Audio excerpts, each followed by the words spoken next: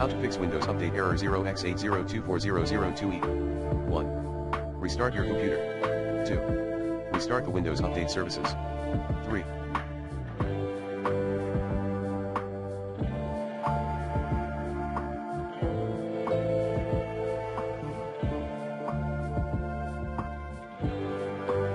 Set 0 to disable Windows Update access at hkey_local_machine /software/policies/Microsoft/Windows Update in Registry Editor.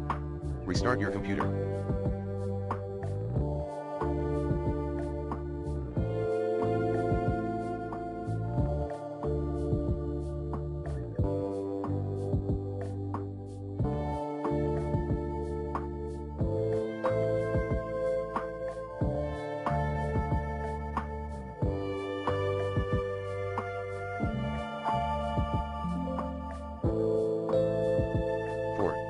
Reset all relevant Windows Update components.